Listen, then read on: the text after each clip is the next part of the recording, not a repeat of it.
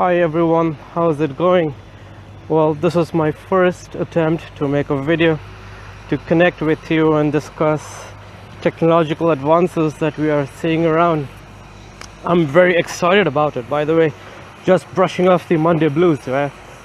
So, how are we going to do it? Well, the topic today is very exciting. It's the Internet of Things. Now, there's so much going on around us in this domain that we are always talking about it, yeah? So how are we going to do it? Well, where I am right now, we're going to take a walk to my office, and along the way, let's see which devices, or let's say connected objects can we see around us, or objects that will be connected in the future, and see if they really make a sense to be connected to the Internet of Things. Yeah? Sounds like a plan? Well, let's get started. So, first up, and we don't really have to spend too much time in there, is what you see behind me is the traffic lights, yeah? There you see them. Now, these traffic lights are normally controlled by a timer. Yeah. Now, in an hour's time from now, this entire road is going to get chock-a-block with traffic. And how are we going to manage them? Well, the same old-fashioned way. Every 1 minute, 1.5 minutes, traffic lights go green, red, whatever. How about measuring the dynamics of the traffic? How about measuring how much traffic is flowing? How about measuring in which direction is the traffic flowing? And we try to make a sense of it. So instead of having a fixed time period, what we try to do is we have dynamic measurement points here. So the traffic light will be green for the direction of traffic that is heavier compared to the others. Yeah, so that's the real excitement about the Internet of Things. It's gonna help us in traffic management. Oh, by the way, while we were talking, what you really see now is the traffic lights, the street lamps. Yeah, now these street lamps today, well, you know, again, we all work in an old-fashioned way as well, yeah? So the filaments have to be changed. There's someone who will come up, first test whether they have to be changed or not. Well, the lights stay on all the time during the darkness, which is good from safety perspective. But what if these lights actually go on and off only when we are underneath it? So while we are passing below this particular lamp, for example, it turns on. I go around, let's say 15-20 meters away from it, and it goes off. And the next one that's coming up, you see there, and the next one that comes up, lights on. So this is how it can be done. Plus, if you have any sensors in the lamps, well, when the lamps are about to go off or when they have gone off, the sensors can actually sense that and send a signal to the central operations here in Brussels saying, okay, these lamps need to be replaced. Yeah, sounds exciting. By the way, things are getting just more and more awesome here, because what we now really see is this. I'm just trying to get hold of it. Yeah, there you are. Now, what was that? Now, that was a waste bin.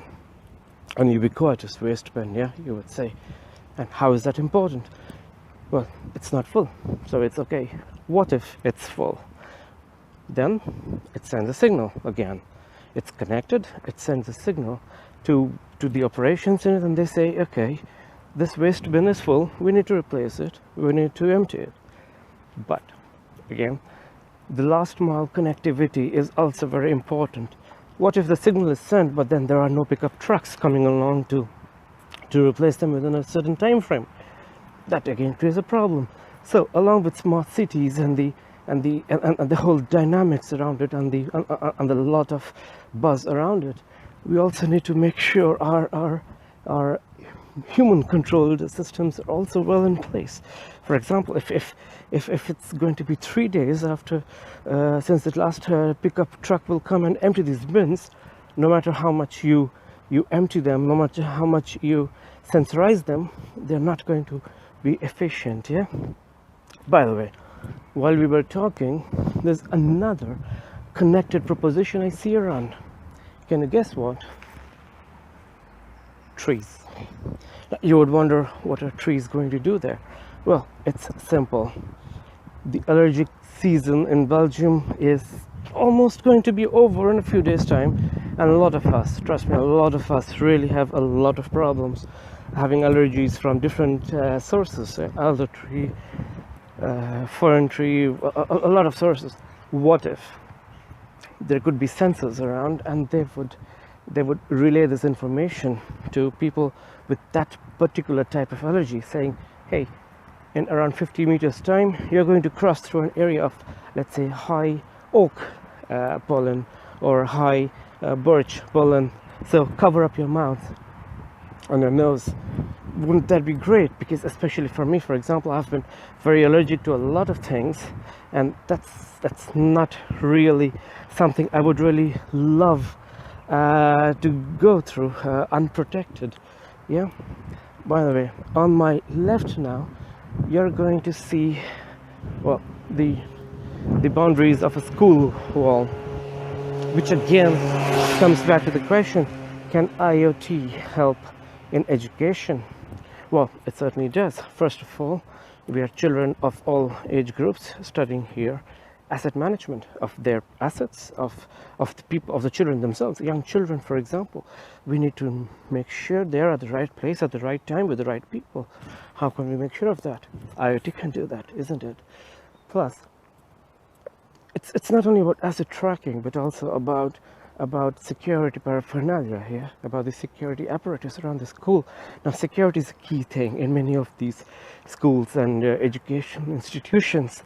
And how are we going to change that? Well, IoT can definitely play a part in that, because they're not going to give access to people who don't need to have access, for once. And secondly, it will also make sure, for example, the buses in which the children travel, so those buses can be controlled as well through connected means, yeah.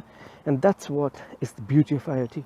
Now, going into the classroom, each student can have a customized training curriculum. Each student can have a customized growth plan, all linked to what they had been interested in. And this information is gathered through the connected devices or the connected means on which they are, that we can have. Well, guys, it was really great talking to you today. I'm just in front of my office block, and I see a lot of people coming in at this time. Well, it's around 7:20, so you can see we are all quite motivated people, I must say. It was really nice talking to you, and please feel free to give your comments, your reactions to this video, any other topics that you'd like to discuss. I hope you found this interesting. Please feel free to suggest. I would really love to improve myself on this. Yeah, have a nice week ahead, and see you soon. Bye.